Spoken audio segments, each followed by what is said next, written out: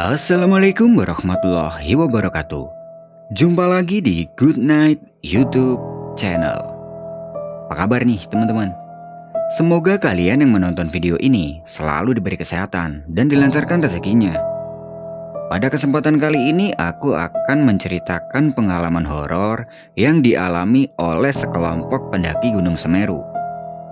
Kisah ini dialami oleh Egy dan David ketika mendaki ke gunung tersebut.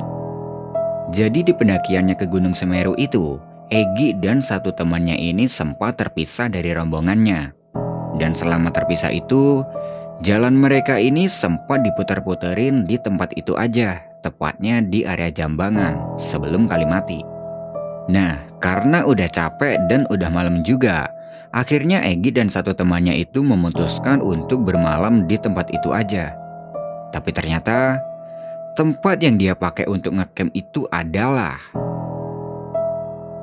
Untuk cerita lebih lengkapnya silahkan simak video ini sampai selesai. Good night.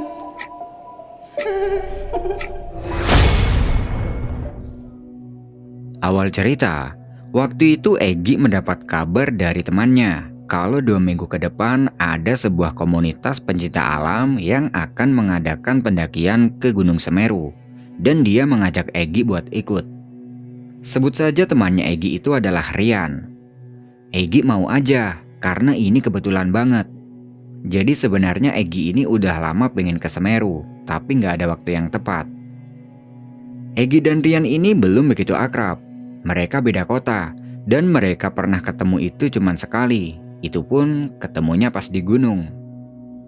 Egy ngikut aja sama Rian, karena Rian yang lebih tahu tentang infonya.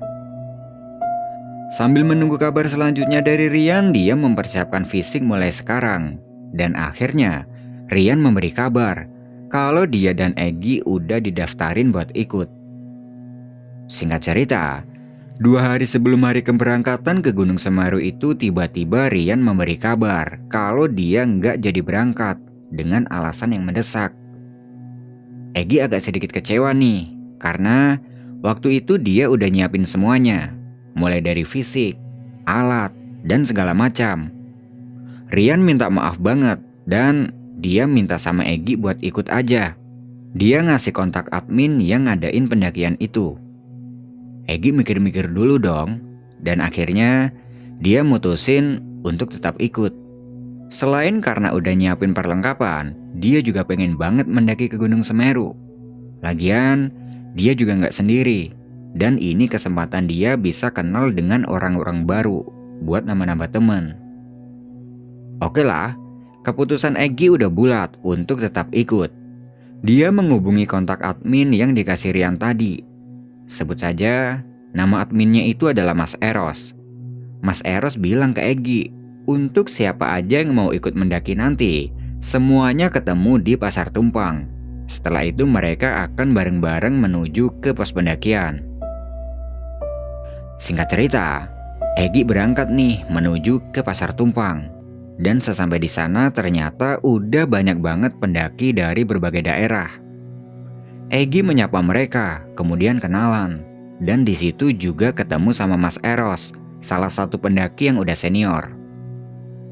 Setelah semuanya udah berkumpul, mereka bergerak menuju ke pos pendakian Gunung Semeru. Dan sesampai di sana, Mas Eros mengurus perizinan untuk semua pendaki. Setelah itu, Mas Eros membriefing mereka semua tentang jalur dan medan yang akan ditempuh. Dan rencana pendakian ini akan memakan waktu 5 hari, biar bisa santai. Mereka berniat mendaki siang ini juga, dan akan bermalam di Danau Ranukumbolo. Jadi waktu itu ada banyak banget yang akan mendaki. Kira-kira ada 20 orang, dan Egy nggak sempat kenalan sama mereka satu persatu. Tapi, ada satu pendaki yang cukup akrab sama Egy. Sebut aja dia adalah David, dari Jombang, Jawa Timur. Dan waktu itu dia juga berangkat sendiri. Setelah briefing selesai, semua pendaki mengecek perbekalan masing-masing. Setelah itu Mas Eros membagi rombongan jadi 2 grup. Egy mendapat bagian di grup 2, sedangkan David di grup 1.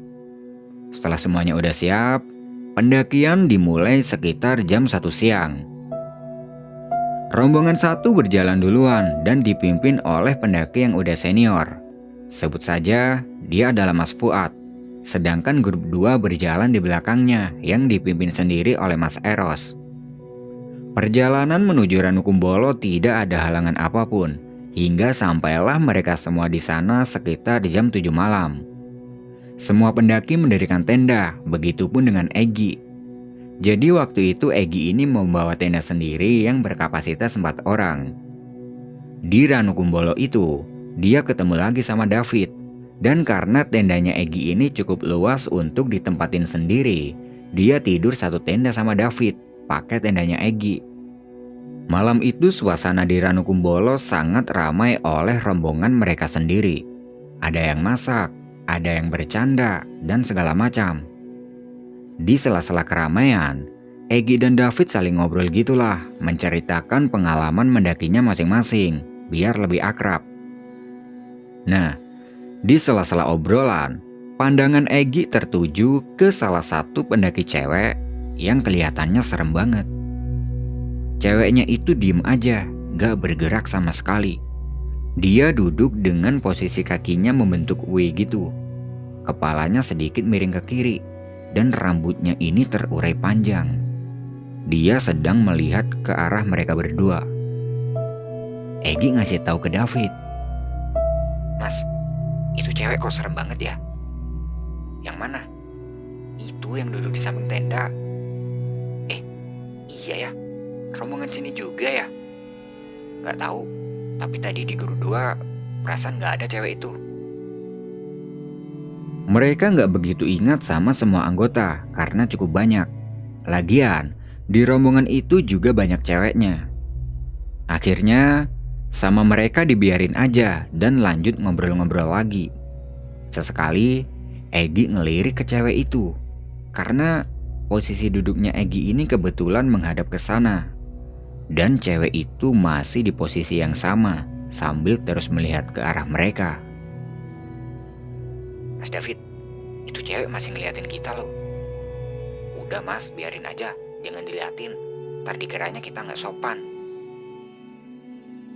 Satu persatu pendaki pada masuk ke dalam tenda buat tidur. Egy dan David juga mau tidur. Dan sebelum masuk tenda, Egy nyempetin ngeliat cewek tadi. Dan dia masih di posisi yang sama. Dari sini, sebenarnya Egy sudah berpikir kemana-mana. Apa jangan-jangan itu cewek hantu lagi? Pikirnya. Mereka berdua kemudian tidur. Dan besoknya, beberapa pendaki udah bangun duluan. Ada yang foto-foto di dekat danau, ada yang berjemur karena kedinginan, dan segala macam. Egy nyalain kompor buat bikin kopi. Dan pagi itu, Mas Eros memberi pengumuman ke semua pendaki kalau mereka nanti akan lanjut jalan lagi sore. Jadi hari ini akan dihabiskan waktunya untuk menikmati keindahan danau Ranukumbolo. Nah, setelah selesai memberi pengumuman itu, Egy celingukan. Mumpung semuanya ini lagi pada ngumpul, dia mencari cewek yang semalam. Tapi kok kayaknya pendaki itu gak ada di rombongan ini. Apa mungkin dianya gak ikut ngumpul? Siang itu mereka semua sibuk dengan kegiatannya masing-masing. Karena udara sangat sejuk, Egy tidur di dalam tenda. Dan bangun-bangun semua pendaki udah pada packing karena akan melanjutkan perjalanan. Egy mengemasi tenda dan peralatannya, dibantu sama David. Setelah itu, perjalanan dilanjutkan sekitar jam 4 sore. Rombongan masih terbagi dua seperti kemarin. Di tengah perjalanan, tepatnya setelah melewati area Cemoro Kandang, si Egy ini kecapean dan dia berhenti di pinggir jalur. Beberapa pendaki yang ada di rombongannya mendahului Egy. "Ayo mas, semangat!" ucap salah satu dari mereka. Egy jalan lagi, dan kali ini dia di posisi paling belakang. Beberapa meter jalan, dia kecapean lagi, dan dia memutuskan untuk berhenti lagi. Egy gak bilang ke yang lain kalau dia ini kecapean. Yang lain udah jalan cukup jauh dan dia lanjut jalan buat ngejar mereka. Dan pas jalan itu, dia ketemu sama David yang lagi duduk di pinggir jalur. Wah, kebetulan banget nih ada Mas David, batinnya. Egy menghampiri David. Loh Mas, kok duduk di sini? Iya Mas, capek. Yang lain jalan cepet banget. Sampean kok ketinggalan? Iya Mas, aku juga capek banget. Makanya tadi istirahat dulu. Ya udah santai aja kalau gitu. Kita jalan pelan-pelan aja. Egy dan David duduk di pinggir jalur buat istirahat. Dan sambil istirahat itu, mereka menyalakan rokok masing-masing. Tidak terasa, hari udah mulai gelap. Di situ mereka membicarakan tentang jalur yang sedang dilewati ini, yang ternyata medannya berat juga. Setelah rokok sudah habis, mereka ngambil penerangan dan melanjutkan perjalanan. Rombongan mereka udah gak kelihatan, entah udah sampai di mana. Egy dan David berjalan santai, dan setelah cukup lama berjalan, mereka menjumpai plang yang tertulis area Jambangan. Sampai di sini, mereka masih belum ketemu sama rombongannya, tapi mereka tenang-tenang aja. Di area Jambangan itu, mereka berhenti sebentar, dan samar-samar, dari depan puncak Mahameru udah kelihatan. Setelah itu mereka lanjut jalan lagi, dengan harapan segera sampai di Kalimati. Kali ini mereka jalannya sedikit cepat, agar bisa menyusul rombongannya, tapi nggak juga ketemu. Setelah lama berjalan, mereka menjumpai plang yang tadi, dan posisi berjalan mereka ini ternyata dari arah balik. Jadi, mereka balik lagi ke tempat itu. Loh Mas, kok kita balik ke sini? Kapan kita putar baliknya? Perasaan dari tadi kita jalannya lurus-lurus aja. Waduh, iya ya, kok bisa jadi gini? Di sini mereka berdua bingung karena mereka ini nggak merasa putar balik. Tapi kok tiba-tiba arah jalannya balik ke sini lagi. David mengajak Egy untuk jalan balik lagi. Dan tanpa sadar, mereka ini kembali ke tempat itu lagi dari arah yang sama. Ini udah kedua kalinya mereka kembali ke tempat ini. Dan mereka benar-benar nggak tahu apa yang sudah terjadi. David memberi saran untuk berhenti dulu, siapa tahu ada pendaki lain yang lewat, agar bisa bareng. Tapi setelah cukup lama berhenti, mereka tidak menjumpai satu pendaki pun. Ya udah Mas, ayo coba jalan lagi. Siapa tahu tadi kita ini emang muter balik dan gak ngerasa, ajak David. Mereka berdua jalan balik lagi ke arah Kalimati. Dan kali ini mereka benar-benar memperhatikan jalan yang sedang dilewati. Di perjalanannya itu, mereka merasa ada yang aneh. Karena sepertinya jalan yang dilewati ini gak asing. Tidak lama kemudian, di depan mereka melihat ada banyak tenda pendaki yang sedang ngecamp. Egy dan David merasa lega, karena mereka mengira di depan itu adalah area Kalimati. Mereka mempercepat jalan untuk menuju ke sana. Dan sesampai di sana, ternyata ini adalah tempat yang tadi, yaitu area Jambangan. Tapi, kali ini di area itu banyak banget pendaki yang sedang ngecamp. Loh, Mas, ini kan tempat yang tadi lagi. Iya Mas, ini udah gak beres nih. Masa kita balik lagi ke tempat ini? Ini udah ketiga kalinya loh. Terus kita gimana nih? Tenang dulu Mas, mending kita lanjut besok aja.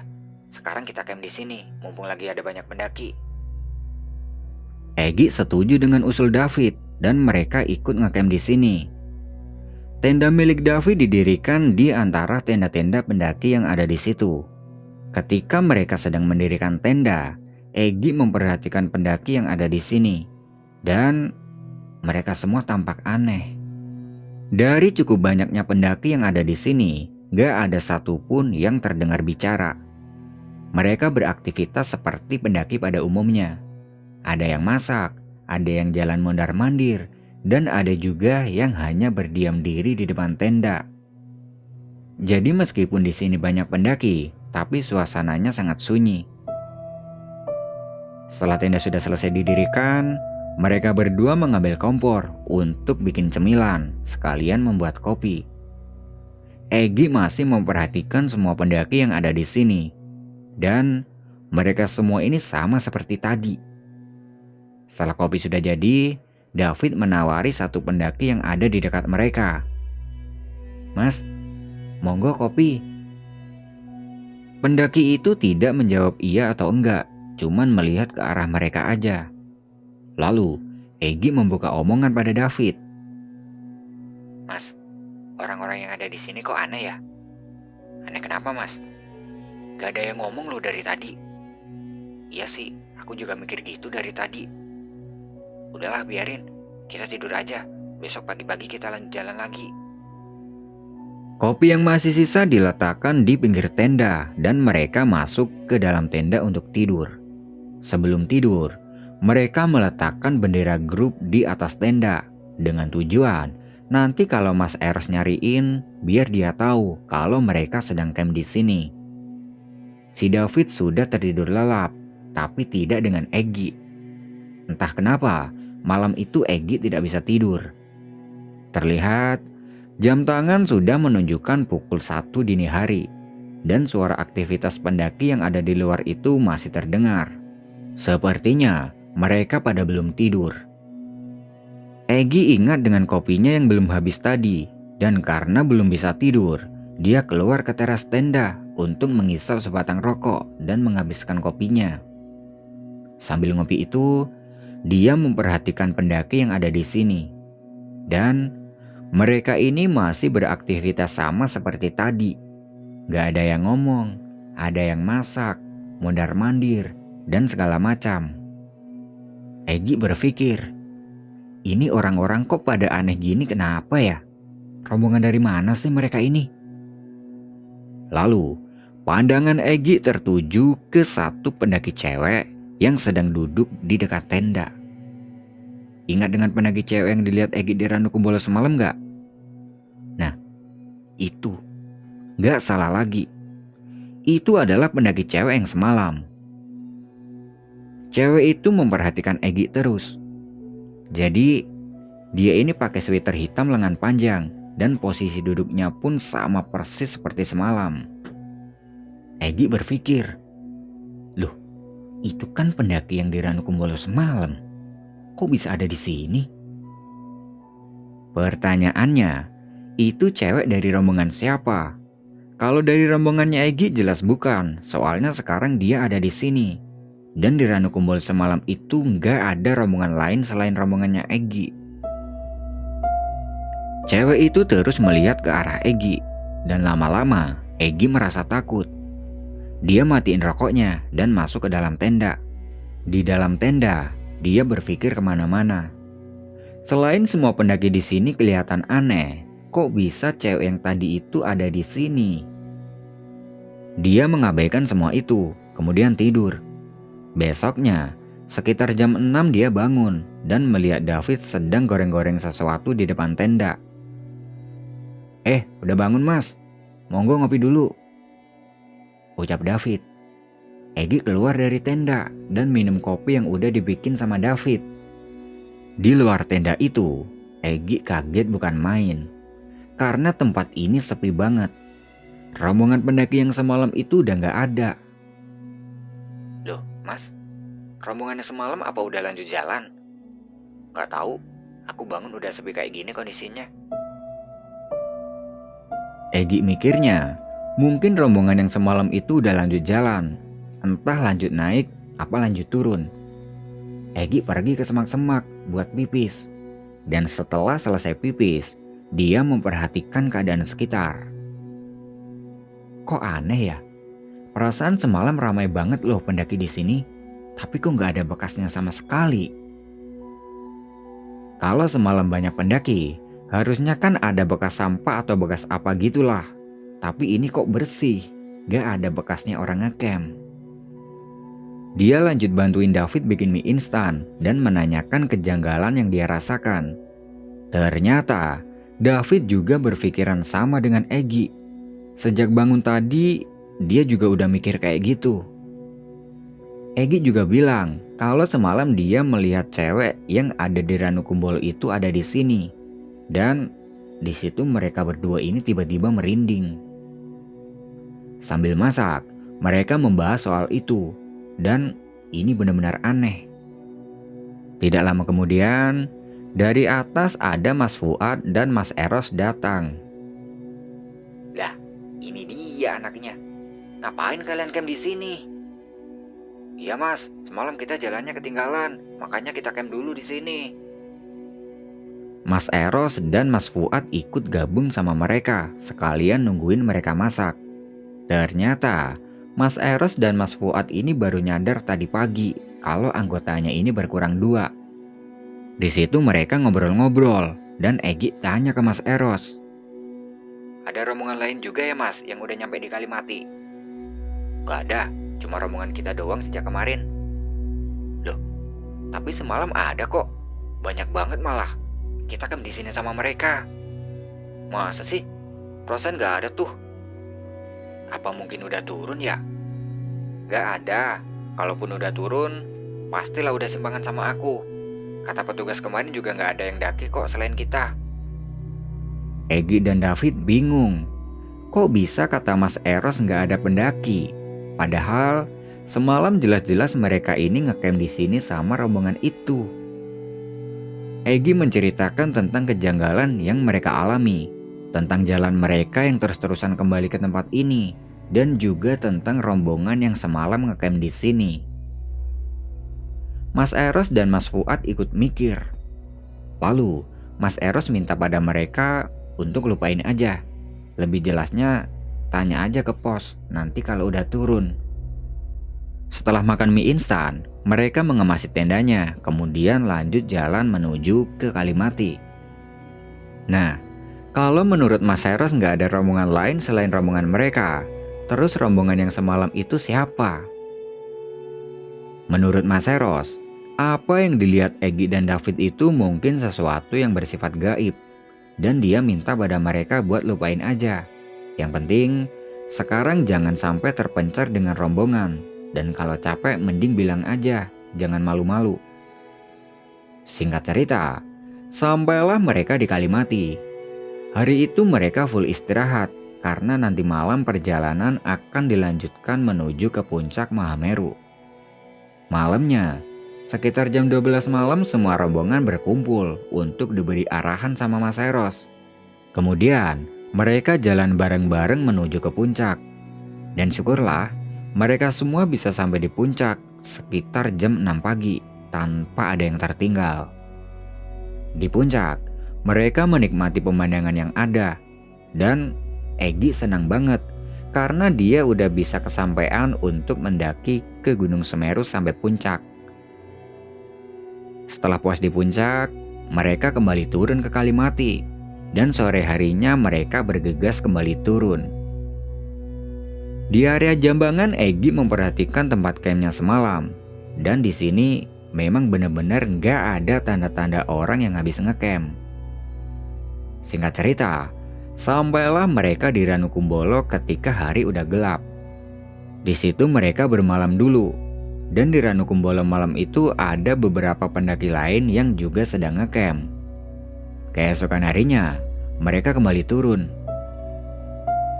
Di perjalanan turun itu sudah tidak ada kendala apapun hingga sampailah mereka kembali di pos pendakian. Di pos, Mas Eros tanya ke petugas, apakah ada rombongan pendaki lain yang kemarin naik selain rombongan mereka. Kata petugas ada, tapi cuman beberapa aja dan gak sebanyak yang mereka maksud. Berarti bener apa kata Mas Eros? Kalau yang dilihat Egi dan David semalam itu adalah gaib. Mungkin rombongan itu adalah penghuni tempat itu. Akhirnya ya udahlah, udah kejadian juga. Dan yang terpenting sekarang mereka bisa turun dengan selamat. Egi bertukar nomor dengan David buat jalin silaturahmi. Di pos pendaftaran itu, Mas Eros mengucapkan terima kasih pada semua pendaki yang udah ikut serta. Dan semoga di lain waktu bisa mendaki bareng lagi. Nah, itu tadi adalah pengalaman horor yang dialami oleh Egy dan David ketika melakukan pendakian ke Gunung Semeru. Terima kasih buat teman-teman yang udah nonton video ini sampai selesai. Aku pamit undur diri dulu ya. Good night and see you next time.